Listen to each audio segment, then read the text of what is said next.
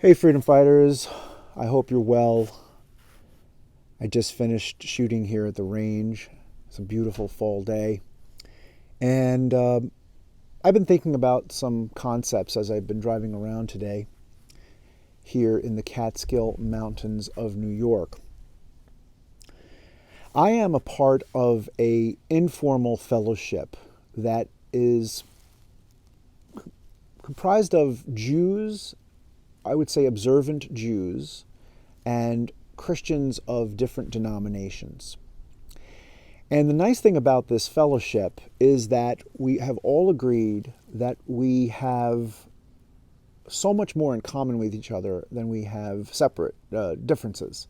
99% of what we believe is the same, and we just have a few points of departure, albeit they're big pieces of departure, but we're choosing to focus on what we have in common as opposed to what we have separate.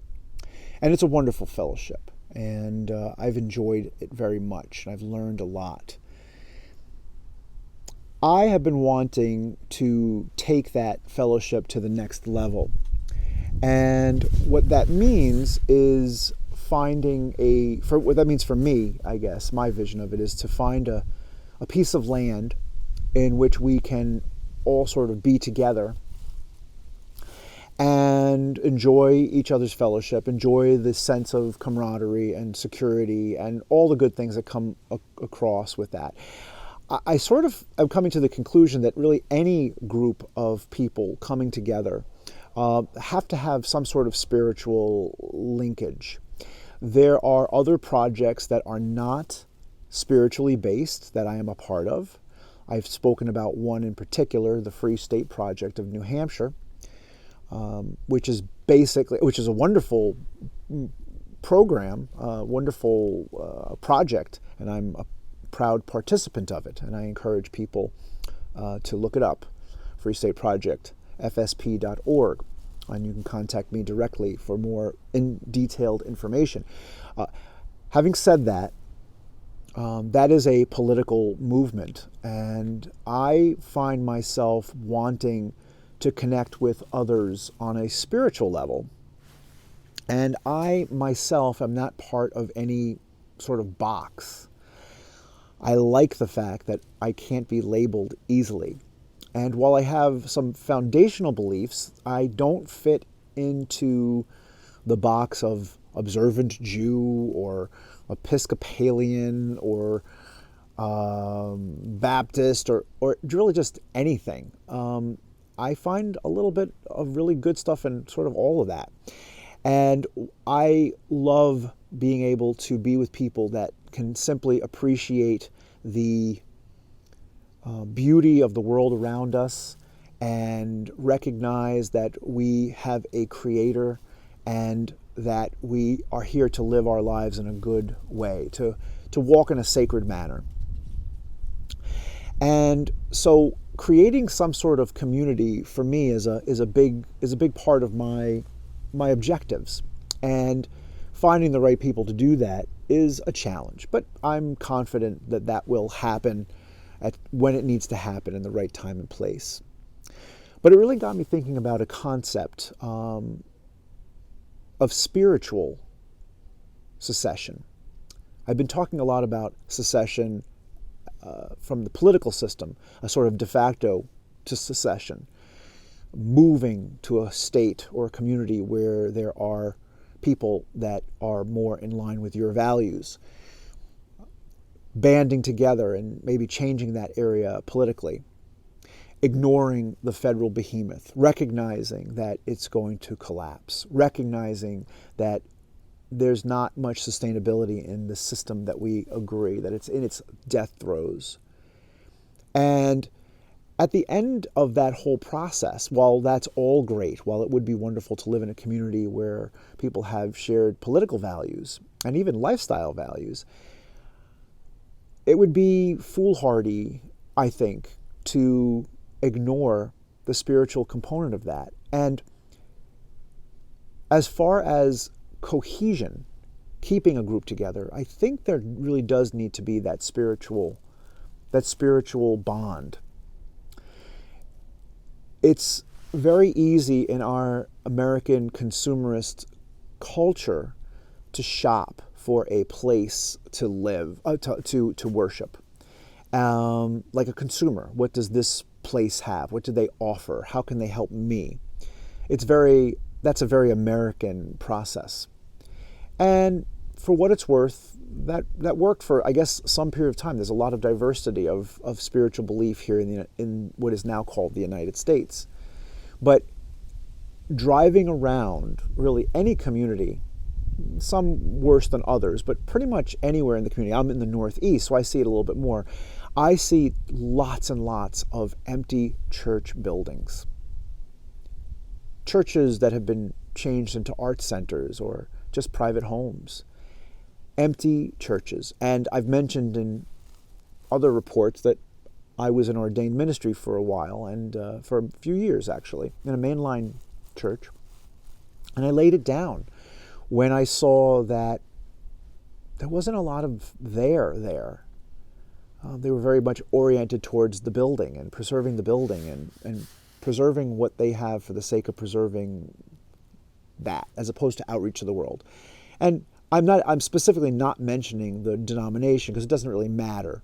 At the end of the day, it's not that denomination that's a problem. It's the whole church with the capital C, church, the living stones that comprise the human beings that comprise the faith body.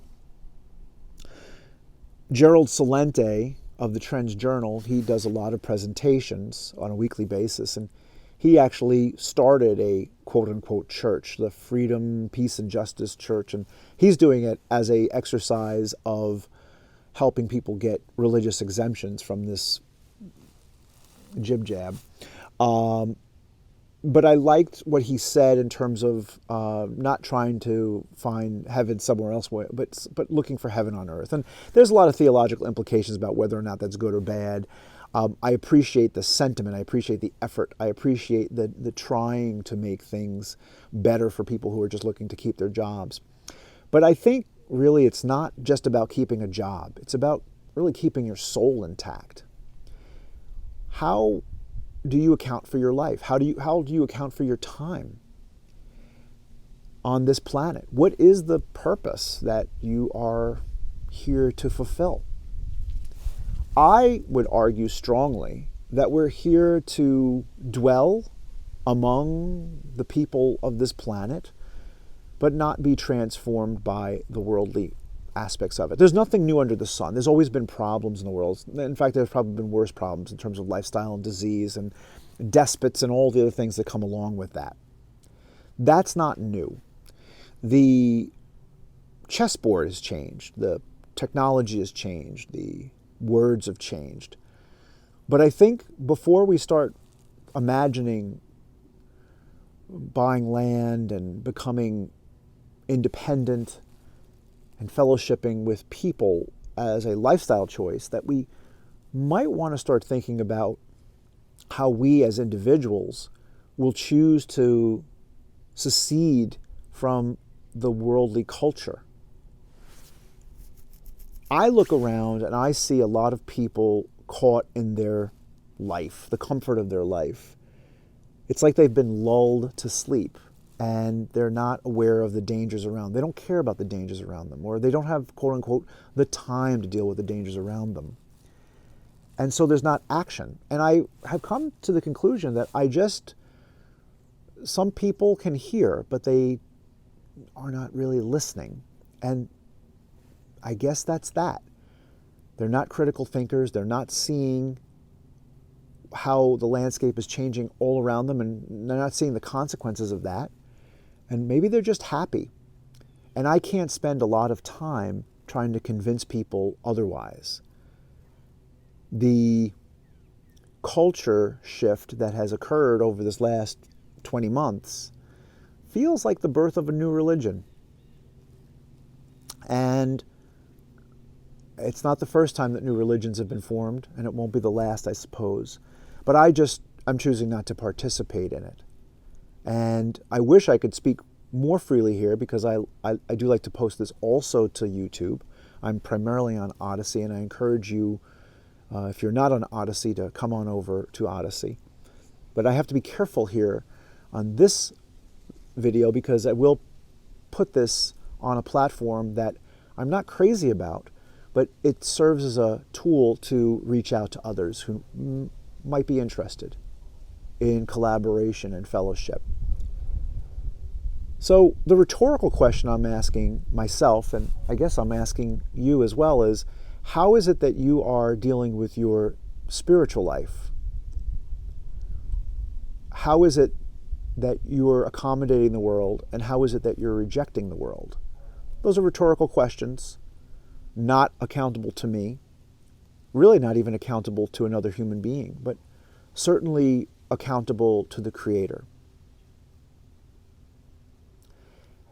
And I'm hoping that as you are discerning and trying to figure out how to take the next steps in your life, that you're really taking that to a new level of consideration. Because I think without that, there really is no foundation. So yes, my search continues for land and people in my neck of the woods.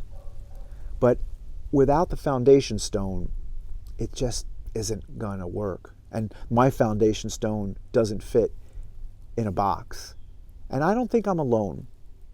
I don't think that I'm alone in that. I think there's a lot of people that have been left behind by the organized structures and just want to connect with other like-minded souls and our Creator, who goes by so many different names.